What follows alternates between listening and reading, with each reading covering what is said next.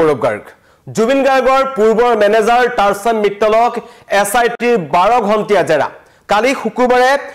পুৱাৰ ভাগত প্ৰথমবাৰ কাৰণে সিআইডি কাৰ্যালয়ত উপস্থিত হৈছিল টাৰ্চন মিট্টল বম্বেত থাকে আৰু বহু পলমকৈ তেখেতক মতাৰ অভিযোগ উত্থাপন হৈছে ৰাইজে কৈছিল যে বহু আগতে তেখেতক মাতিব লাগিছিল যদিহে জুবিন গাৰ্গৰ ধনৰ লেনদেন সম্পৰ্কীয় তথ্য পোৱা যায় টাৰ্চন মিট্টলে বহুত আগৰ পৰা জানিব কাৰণ জুবিন গাৰ্গক বহু পূৰ্বতে মেনেজ কৰিছিল এজন টাৰ্চন মিট্টলে আৰু সিদ্ধাৰ্থ শৰ্মা যিজন জুবিন গাৰ্গৰ মেনেজাৰ যিজন এতিয়া বাক্সাৰ জেলত সোমাই আছে তেখেতৰ কিন্তু কৰ্মচাৰী টাৰ্চন মিট্টলৰ কৰ্মচাৰী সিদ্ধাৰ্থ শৰ্মা সেইকাৰণে টাৰ্চন মিট্টলে জুবিন গাৰ্গৰ ধনৰ লেনদেনৰ বহু তথ্য জানে বুলি আগতেই বহু সংখ্যক জুবিন গাৰ্গৰ ঘনিষ্ঠ ব্যক্তিয়ে লিখিছিল কিন্তু শেহতীয়াকৈ এছআইটিয়ে তেখেতক মাতিলে আৰু কালি পুৱা প্ৰায় 8:30 বজাত তেখেত উপস্থিত হৈছিল সিআইডি কাৰ্যালয়ত আৰু মাজ নিশালৈকে প্ৰায় 12 ঘণ্টা তেখেতক জেৰা কৰা হয় আৰু তাৰ পাছত তেওঁ ওলাই আহে আৰু পিছত কৈছে আজি পুনৰ তেখেতক সিআইডি কাৰ্যালয়লৈ মতাৰ সম্ভাৱনা আছে কিন্তু এতিয়ালৈকে তেখেত উপস্থিত হোৱা নাই কিন্তু কালি তেখেতে সংবাদ মাধ্যমৰ আগত এটা কথা কৈছিল যদিহে এছআইটিয়ে মাতে তেওঁ আহিব সহযোগ কৰিব এই সমগ্ৰ ঘটনাটোত আৰু তেওঁ কোৱা মতে ধনৰ লেনদেন সম্পৰ্কত তেখেতক সোধা পোছা কৰিছে কাৰণ 2005 ৰ পৰা 2012 মানলৈকে জুবিন গাৰ্গৰ মেনেজাৰ হিচাপে আছিল এজন টাৰ্চন মিট্টল আৰু তেওঁ যেতিয়া বম্বেলৈ গুচি গ'ল তাৰ পিছত সিদ্ধাৰ্থ শৰ্মাক জুবিন গাৰ্গৰ মেনেজাৰ হিচাপে এজন টাৰ্চন মিট্টলে চিনাকি কৰি দিছিল তাৰ পিছত সিদ্ধাৰ্থ শৰ্মাই জুবিন গাৰ্গৰ লগত কি কৰিলে কেনেকুৱা ধৰণৰ লেনদেন কৰিছে এটা ভয়ংকৰ তথ্য ওলাই আছে ৰোগীৰ পৰা টকা খোৱাৰ পৰা আৰম্ভ কৰি জুবিন গাৰ্গৰ অনুষ্ঠানৰ মাননি লোৱালৈকে সকলোতে কিন্তু সিদ্ধাৰ্থ শৰ্মাই ব্যাপক কেলেংকাৰী সংঘটিত কৰিছিল সেইবোৰৰ তদন্ত হ'ব কিন্তু 12 ঘণ্টীয়া জেৰাৰ পাছত টাৰ্চন মিট্টল যেতিয়া ওলাই আহিলে সাংবাদিকে কিন্তু তেখেতক প্ৰথমতে সিদ্ধাৰ্থ শৰ্মাৰ কথা সুধিছিল যে সিদ্ধাৰ্থ শৰ্মা সন্দৰ্ভত আপুনি কি ক'ব সিদ্ধাৰ্থ শৰ্মাই যে ইমান দিন জুবিন গাৰ্গক লুটিপুটি খাইছিল সেই কথাটো আপুনি জানিছিল নে নাই টাৰ্চন মিট্টলে জানিছিল নে নাই কিন্তু সেই সন্দৰ্ভত টাৰ্চন মিট্টল মৌন হৈ থাকিল মই প্ৰথমতেই টাৰ্চন মিট্টলৰ মন্তব্যটো আপোনাক শুনাব বিচাৰিছো আকৌ মাতিছে নেকি আকৌ মাতা নাই আকৌ যদি মাতে আকৌ বিভিন্ন অভিযোগ উত্থাপন হৈছে তো কথা পাতিব নোৱাৰি সকলোৱে জানে কিন্তু যি প্ৰশ্ন সুধিছে যিমান প্ৰশ্ন সুধিছে বহুত দেৰি আছিল সিদ্ধাৰ্থ শৰ্মাক আপুনি জুবিন গাৰ্গৰ ওচৰলৈ লৈ আহিছিল কথা পাতিব নোৱাৰি তেওঁলোকে জানে কিন্তু সিদ্ধাৰ্থৰ বিৰুদ্ধে বহুত অভিযোগ আছে তাৰ আগত আপুনি থকা কিছুমান তথ্য আহি পৰিছে বা কিছুমান কথা আহি পৰিছে পাবই এইবিলাক কিমান তথ্য এইবোৰ ক'ব নোৱাৰি আপোনালোকে জানে ঠিক আছে যিমান প্ৰশ্ন আছে প্ৰত্যেকটো প্ৰশ্ন আনচাৰ দিয়া হৈছে আপোনালোকে খুব শীঘ্ৰে সব আনচাৰ পাব মিউজিক মেনেজমেণ্টৰ আজিতো নাযাওঁ আজিতো ৰাতি হৈ গ'ল আকৌ মাতিছে আপোনাৰ আজি এতিয়াতো মতা নাই কোনদিনা মাতিছে আৰু পিছত এতিয়াতো মতা নাই মাতিলে যাম আহিম আকৌ মাতিছে নেকি এতিয়াতো মাতা নাই আকৌ যদি মাতে আকৌ আহিম বিভিন্ন অভিযোগ উত্থাপন হৈছে তো কথা পাতিব নোৱাৰি সকলোৱে জানে কিন্তু যি প্ৰশ্ন সুধিছে যিমান প্ৰশ্ন সুধিছে বহুত দেৰি আছিল আনচাৰ দিছোঁ সব তথ্য দিছোঁ সিদ্ধাৰ্থ শৰ্মাক আপুনি জুবিন গাৰ্গৰ ওচৰলৈ লৈ আহিছিল কথা পাতিব নোৱাৰি তেওঁলোকে জানে কিন্তু সিদ্ধাৰ্থৰ বিৰুদ্ধে বহুত অভিযোগ আছে তাৰ আগত আপুনি থকা কিছুমান তথ্য আহি পৰিছে বা কিছুমান কথা আহি পৰিছে পাবই এইবিলাক কিমান তথ্য এইবোৰ ক'ব নোৱাৰি আপোনালোকে জানে ঠিক আছে যিমান প্ৰশ্ন আছে প্ৰত্যেকটো প্ৰশ্ন আনচাৰ দিয়া হৈছে আপোনালোকে খুব শীঘ্ৰে সব আনচাৰ পাব মিউজিক মেনেজমেণ্টৰ আজিতো নাযাওঁ আজিতো ৰাতি হৈ গ'ল আকৌ মাতিছে আপোনাৰ আজি এতিয়াতো মতা নাই কোনদিনা মাতিছে আৰু পিছত এতিয়াতো মতা নাই মাতিলে যাম আহিম আকৌ মাতিছে নেকি এতিয়াতো মাতা নাই আকৌ যদি মাতে আকৌ আহিম বিভিন্ন অভিযোগ উত্থাপন হৈছে তো কথা পাতিব নোৱাৰি সকলোৱে জানে কিন্তু যি প্ৰশ্ন সুধিছে যিমান প্ৰশ্ন সুধিছে বহুত দেৰি আছিল আনচাৰ দিছোঁ সব তথ্য দিছোঁ সিদ্ধাৰ্থ শৰ্মাক আপুনি জুবিন গাৰ্গৰ ওচৰলৈ লৈ আহিছিল কথা পাতিব নোৱাৰি তেওঁলোকে জানে কিন্তু সিদ্ধাৰ্থৰ বিৰুদ্ধে বহুত অভিযোগ আছে তাৰ আগত আপুনি থকা কিছুমান তথ্য আহি পৰিছে বা কিছুমান কথা আহি পৰিছে পাবই এইবিলাক কিমান তথ্য এইবোৰ ক'ব নোৱাৰি আপোনালোকে জানে ঠিক আছে যিমান প্ৰশ্ন আছে প্ৰত্যেকটো প্ৰশ্ন আনচাৰ দিয়া হৈছে আপোনালোকে খুব শীঘ্ৰে সব আনচাৰ পাব মিউজিক মেনেজমেণ্টৰ আজিতো নাযাওঁ আজিতো ৰাতি হৈ গ'ল আকৌ মাতিছে আপোনাৰ আজি এতিয়াতো মতা নাই কোনদিনা মাতিছে আৰু পিছত এতিয়াতো মতা নাই মাতিলে যাম আহিম আকৌ মাতিছে নেকি এতিয়াতো মাতা নাই আকৌ যদি মাতে আকৌ আহিম বিভিন্ন অভিযোগ উত্থাপন হৈছে কথা পাতিব নোৱাৰি সকলোৱে জানে কিন্তু যি প্ৰশ্ন সুধিছে যিমান প্ৰশ্ন সুধিছে বহুত দেৰি আছিল আনচাৰ দিছোঁ চব তথ্য দিছোঁ সিদ্ধাৰ্থ শৰ্মাক আপুনি জুবিন গাৰ্গৰ ওচৰলৈ লৈ আহিছিল কথা পাতিব নোৱাৰি তেওঁলোকে জানে কিন্তু সিদ্ধাৰ্থৰ বিৰুদ্ধে বহুত অভিযোগ আছে তাৰ আগত আপুনি থকা কিছুমান তথ্য আহি পৰিছে বা কিছুমান কথা আহি পৰিছে পাবই এইবিলাক কিমান তথ্য এইবোৰ ক'ব নোৱাৰি আপোনালোকে জানে ঠিক আছে যিমান প্ৰশ্ন আছে প্ৰত্যেকটো প্ৰশ্ন আনচাৰ দিয়া হৈছে আপোনালোকে খুব শীঘ্ৰেই চব আনচাৰ পাব মিউজিক মেনেজমেণ্ট আজিতো নাযাওঁ আজিতো ৰাতি হৈ গ'ল আকৌ মাতিছে আপোনাৰ আজি এতিয়াতো মতা নাই কোনদিনা মাতিছে আৰু পিছত এতিয়াতো মতা নাই মাতিলে যাম আহিম তাৰসেন মিত্তলৰ মন্তব্য শুনিলে য'ত তাৰসেন মিত্তলে সিদ্ধাৰ্থ শৰ্মা সন্দৰ্ভত কিন্তু কোনো ধৰণৰ মন্তব্য তেওঁ নিদিলে দিব নোৱাৰো বুলি তেওঁ ক'লে হয়তো তদন্তৰ খাতিৰত দিব নোৱাৰিব পাৰে কিন্তু 2014-12 চন মানত 12-13ত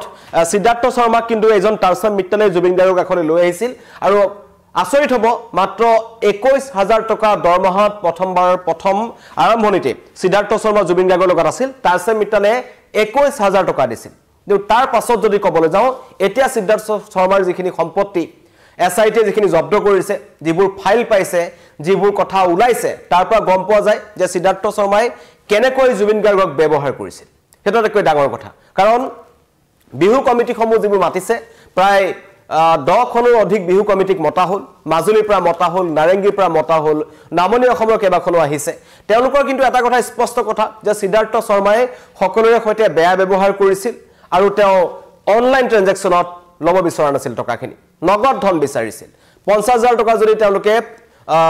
অনলাইন ট্ৰানজাকচন কৰিছিল বাকি কিন্তু 12 লাখ টকা 10 লাখ টকা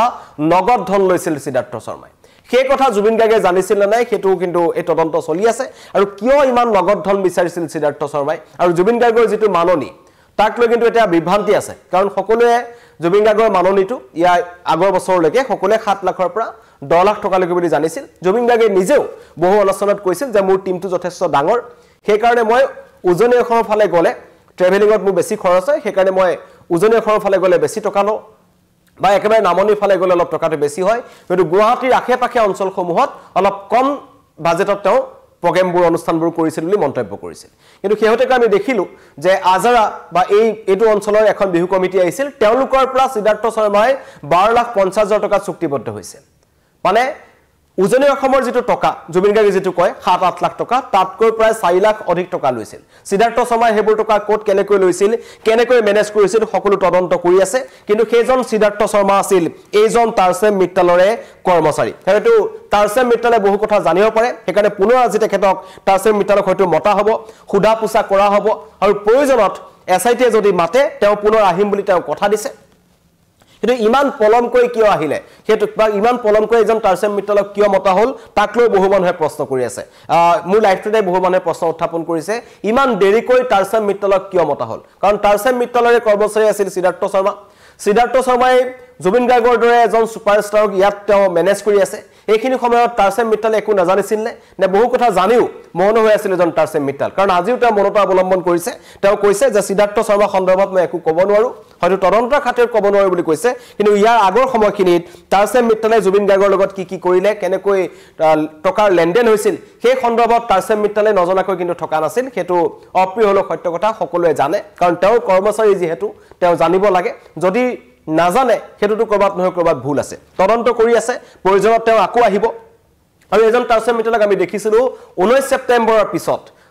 যুদ্ধখনত জুবিন গাৰ্গৰ মৃত্যু হোৱা বুলি খবৰ আহিল প্ৰথমতে আৰু তাৰ পিছত জুবিন গাৰ্গৰ শেষকৃত্য সম্পন্ন হোৱা সময়লৈকে সোণাপুৰত যিখন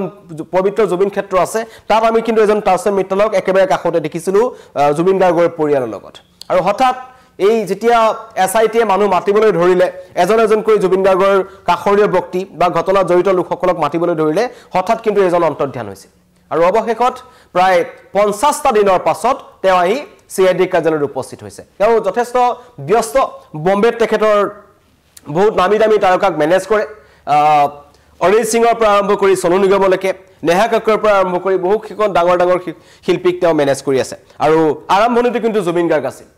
হিপাদাল জুবিন গাৰ্গ এতিয়া বাকিখিনি তেওঁ নিজে কৰি গৈ আছে কিন্তু জুবিন গাৰ্গৰ লগতে তেওঁ গৈছিল কিন্তু কথা হৈছে এইজনে হয়তো এই ঘটনা সন্দৰ্ভত বহুখিনি কথা জানিব কাৰণ জুবিন গাৰ্গৰ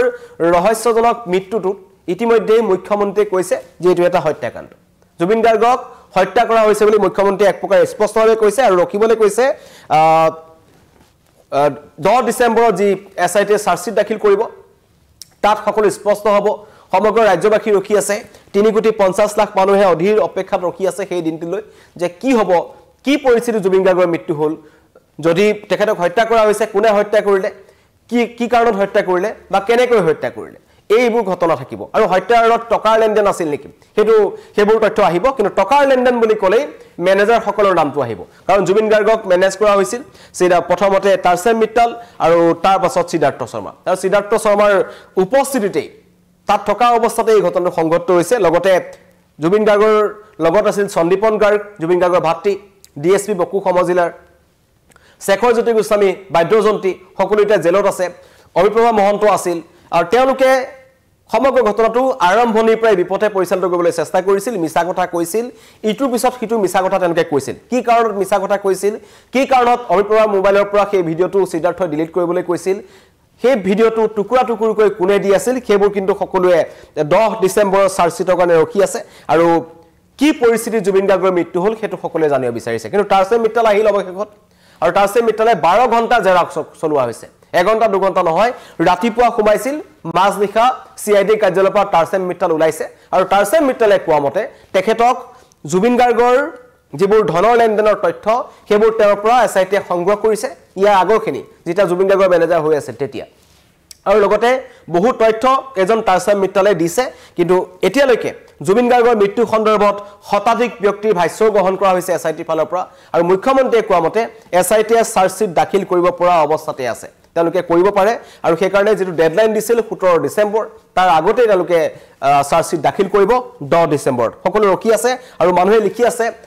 #justice4Jubin Garg আৰু 5 মিলিয়ন হ'বলৈ অলপ বাকি 4.9 মিলিয়নত আছে এই স্লোগানটো আৰু এতিয়া সকলোৱে লিখি থাকক #justice4Jubin Garg কাৰণ এই প্ৰাণৰ শিল্পীজন কেনেকৈ নাইকিয়া হ'ল কি পৰিস্থিতিত নাইকিয়া হ'ল তেখেতৰ মৃত্যুৰ ৰহস্য উদ্ঘাটন হ'ব লাগিব এতিয়াও হস্পিটেলৰ বিচনাতে আছে পত্নী গৰিমা শইকীয়া গাৰ্গ পৰিয়ালটোৰ এটা যথেষ্ট কঠিন সময়ৰ মাজেৰে পাৰ হৈছে সমগ্ৰ ৰাজ্যবাসী এটা কঠিন সময়ৰ মাজেৰে পাৰ হৈছে আৰু তাৰ মাজতে এসআইটিয়ে তলব কৰিছিল টাৰ্চেম মিট্টালক টাৰ্চেম মিট্টাল আহি ওলাল কিন্তু সিদ্ধাৰ্থ সন্দৰ্ভত মন হৈ থাকিল টাৰ্চেম মিট্টাল ধন্যবাদ